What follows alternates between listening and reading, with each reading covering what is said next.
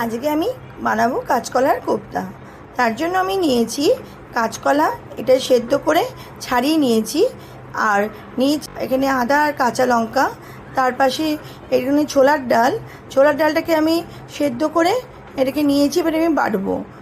আর একটু পোস্ত বাটা আর দই, আর এখানে আছে একটু সস, শাহি গরম মশলা, আর এখানে হচ্ছে হলুদ, ধনে, জিরে, কাশ্মীরি মির্চ আর একটু গোটা জিরে, আর এখানে আছে কাজু, কিশমিশ, গরম মশলা, তেজপাতা। মিক্সির মধ্যে আমি দিয়েছি হচ্ছে কাজু বাদাম, গোটা গরম মশলা, আর তার সাথে দেবো হচ্ছে এই আদা লঙ্কা, আর দেবো পোস্ত। যেটা আমি কাঁচকলাটা সেদ্ধ করেছিলাম, এই কাঁচকলা তার মধ্যে এই ছোলার ডাল বেটে একসাথে রেখেছি, তার মধ্যে আমি নুন দেব, আদা কাঁচা লঙ্কা বাটা, আর দিয়েছি গরম মশলা, 2 চামচ বেসন দিলাম। এবার এটা ভালো করে আমি মেখে নেবো।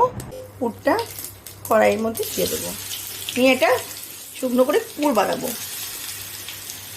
এবার আমি এই কাঁচকলাগুলো মেখে এগুলো আমি গোল গোল করে নিয়েছি, তার মধ্যে একটা করে কিশমিশ আর একটা করে বাদাম দেব।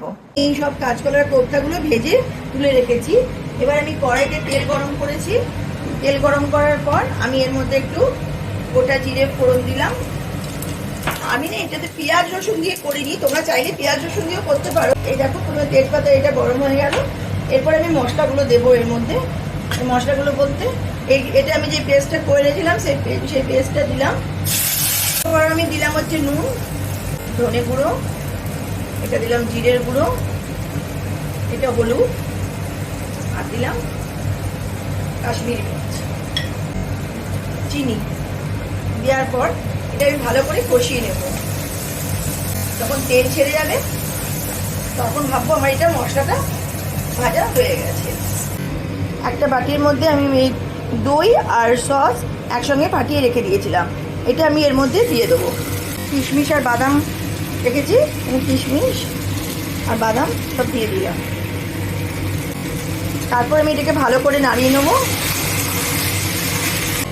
এর মধ্যে আমি জল দিয়ে দিচ্ছি, গ্যাসের ফ্লেমটা জোরে করে দিলাম। এবার এটা ভালো করে নাড়িয়ে নিই।